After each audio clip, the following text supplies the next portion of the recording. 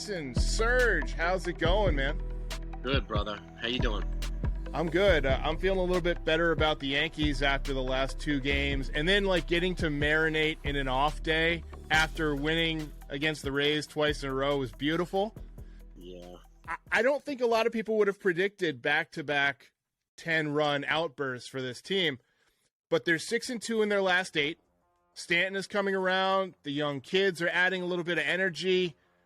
The pen looks like it's rounding into form. In your opinion, have the Yankees turned the corner? Was the Aaron Hicks night rock bottom? Are they back? I think the Aaron Hicks night was rock bottom, and I think it was necessary also. Now, are they all the way back? Not yet. But I think they're trending in the right direction. What I would need to see is a more consistent pattern of winning series. Because they won the last 2 series. Okay, but the first half of the season, they won 95% of their series. Yeah. So I need to see a little bit more of a longer-term pattern of consistent health and winning. Because, as we know now, health has been important to them. It's been more productive, and it's been leading to wins. They're not all the way healthy yet. They have, I think it's 15 or 16 guys on the IL. That's a lot of guys. So, yeah. And bits and pieces, we're getting reinforcements back. So, and they're going to have to make moves in order to make that happen. So, I think we're trending in the right direction, but I don't think we're all the way there yet. So we need to get more healthy. We need some of these important guys back. So that's kind of the way I look at it. And the important guys to me, Frost in the bullpen, I think will be a good one. Huge. Potentially Zach Britton on the left-handed side. Bader, because I think he brings a dynamic that they're not utilizing. And Carpenter to a degree as well. And I think those guys need to be healthy also. And to be healthy and be productive. So I think we need a couple guys on both sides to round out this team to give us a good idea of what they look like in the postseason. Most of the pieces are here already, but a little bit further along. What about you? What's your take on it? Rizzo? I don't think you mentioned Rizzo. You might have. That's right. He's coming back. I think him being healthy and the epidural, and then having the headaches might have been a blessing in disguise because they let that epidural kind of take effect, and he can have a little bit of rest. I think him coming back and just slotting in between Judge and Stanton, it just makes your first inning a lot more scary, right out of the gate. I do kind of feel skeptical that Matt Carpenter can get back, and I'm still kind of bummed that it doesn't look like Andrew Benintendi's coming back. I know they keep kind of teasing that carrot in front of us. He's going to be back. He's going to be back. I don't know, man. It's hard to come back from hem-8 bone surgery and be 100%. Right away. Yeah. And to your point, I'm going with the assumption that they're not coming back. Carpenter's older. It's going to take him a longer time, I think, to get into a rhythm. And Benintendi, again, this is a tricky spot. The ham-8 bone, the hook of the ham-8 bone, it's predominantly in his right hand and we're at the bottom part of the swing. So it's going to take a while. So I'm going with the assumption that they're not going to be there, which is why I'm putting some hope in the Bader because he has a similar skill set that Benintendi has, right? And the fact that Stanton is kind of starting to maybe come into form a little bit makes me feel a little better about Carpenter potentially not coming back. Knowing what we know about Benintendi, would you re-sign him? I think I would. I would too. And I think they could probably get him on I was probably going to be a 4 or 5 year deal anyway, but what's he, 28? He's 28. Young. I think 5 at 20 per year, a 5-year, $100 million contract. I think that gets it done.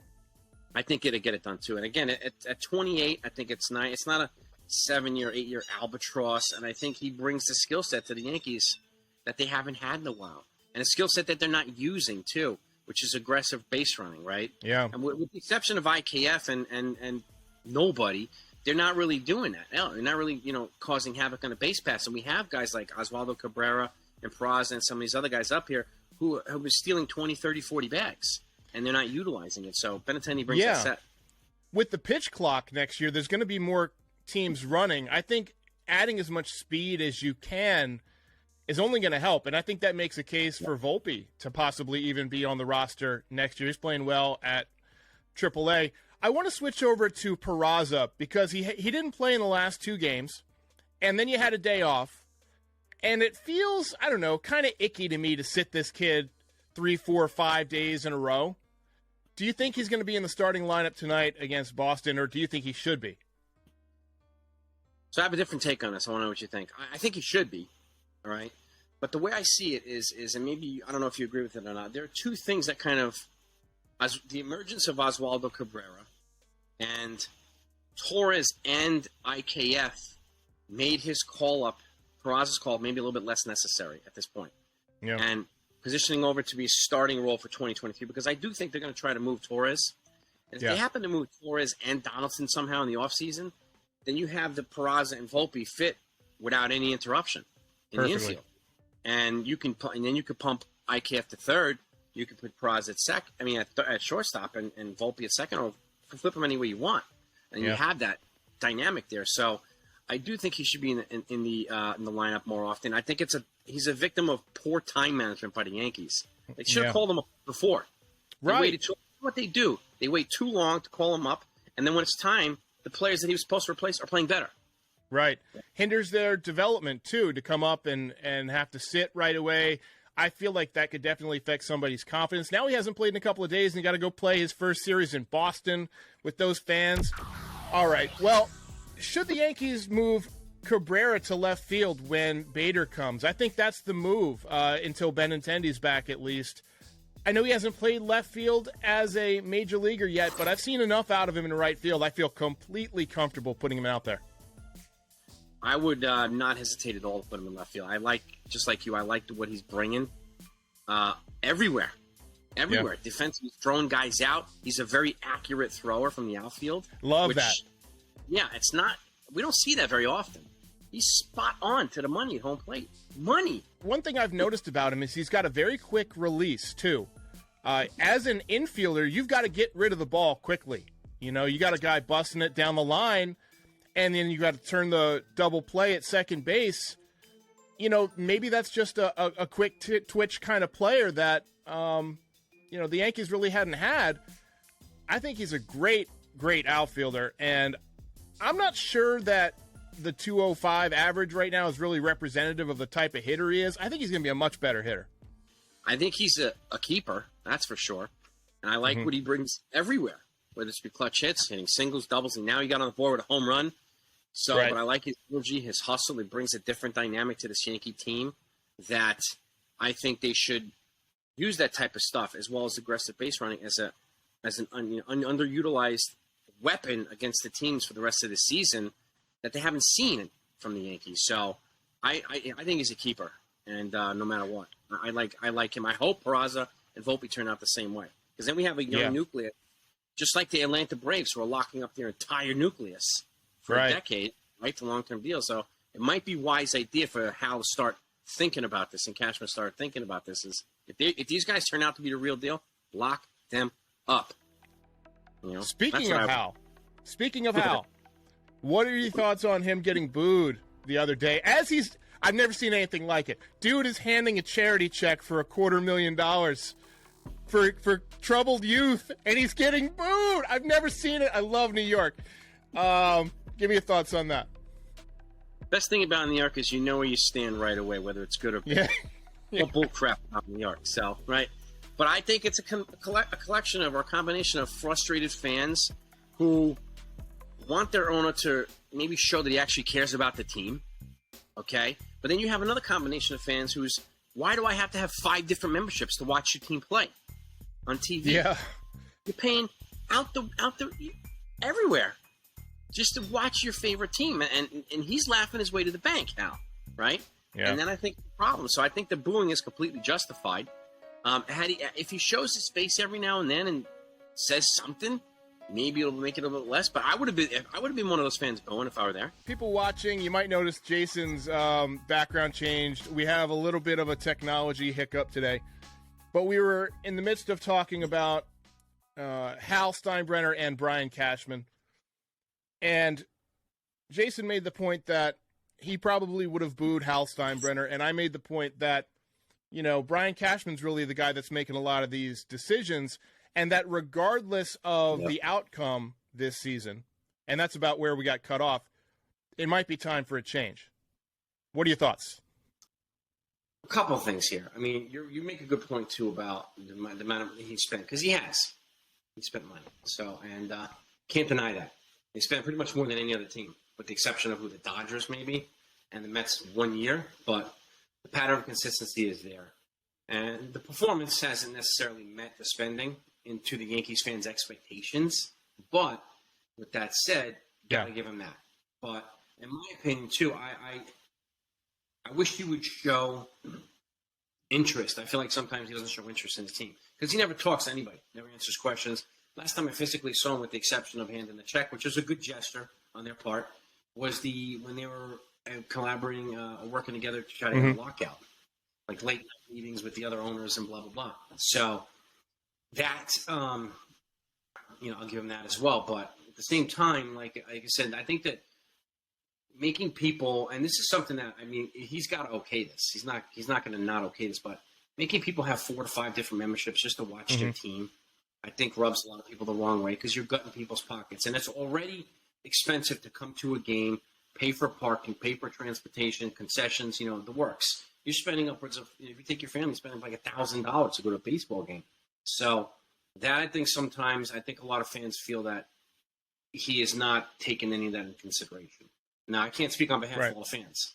I won't, but I feel that way sometimes. And I think, I can't watch this game, can't watch that game. This one's blacked out because of this or blah, blah. And I understand it's a business. They want to keep, maximizing their revenues. And I get that. But, like, at the expense of fans sometimes is, I think, that the medicine that he's being fed at the stadium. And I think the fans feel that way, which is why he's getting booed. So I wish they could communicate it verbally. But, like, I think that's the response you get when he comes out, right? And if he keeps getting booed, this is the second time he's been booed. Yeah. And Paul O'Neill or Jeter Day. So I think he's got to take notice. Oh, yeah. I'm sure he's aware that the fans are unhappy and they're getting anxious that it's been, however many years since the World Championship, 2009. And depending on what happens this year, it's looking like the Dodgers are going to be a tough test. The Astros are going to be a tough test. I'm not sure they got enough. And I think the fans are rightfully getting anxious about that, and they're just that's their way of letting him know, hey, look, it's time to try something different because the approach that we've been going with the last decade obviously is not yielding the kind of results that this organization, this fan base is used to. And I got to say, this is one of the worst trade deadlines that Brian Cashman has ever had. Let's talk about the Montas deal. Would you even start him in the playoffs? I don't know if I would. I mean, the way Tyone's throwing the ball, the way Herman is throwing the ball, I'm not sure he would crack my rotation in the playoffs. Yeah, I mean, if it was today, if I was going with a 3-man rotation, you wouldn't be in it. Herman, I think, would be my number 3 right now. The reason why Herman is because he's kind of improving with each start. I still fear an injury at any time with Tyone, so that's why I would, if it's a 4-man rotation, either between Tyone or Montez. But my third guy is Herman right now because he's giving them length. He's a crafty pitcher. And again, he eases the load off the bullpen. So, and in this case, I'm moving guys like Severino when he comes back to long relief. And then you have him and Clark Schmidt, who could be 2 dominant long relievers to help bridge the gap from these starters to the short relief guys so that they're not using a 5-inning pitcher and then like 9 relievers to finish a game, right? Especially in the playoffs. So, Montez would not make my top 3 rotation if the playoffs are right now. It would be Herman would be my guy. How about you? I think I would go with Herman also. And there's something that people I think might be overlooking about Herman, and that's that he's always started off great. Every season that he's pitched in the major leagues, he's gotten off to a really great start. And then he wears down in the second half. But this year, he doesn't have a second half because he started late in the season. So I think he's going to be hitting his zenith right as the Yankees are going into the playoffs. It would not surprise me if he is one of the names that comes out of this postseason as being a major factor if the Yankees do some damage, because he's going to be starting against other teams' number 3 starters. And when he's pitching like he's pitching now, he's better than most teams' number 3 starters. So I think he gives them a significant advantage. I agree, too. And, I mean, that point allows you to put Tyon into long relief if you want. Montez in long relief if you want. You have more weapons in long relief, right? Or if one of these guys doesn't pitch well and they get it now in the 3rd or 4th inning, you have these starters in the stable to come in. You're on the postseason roster.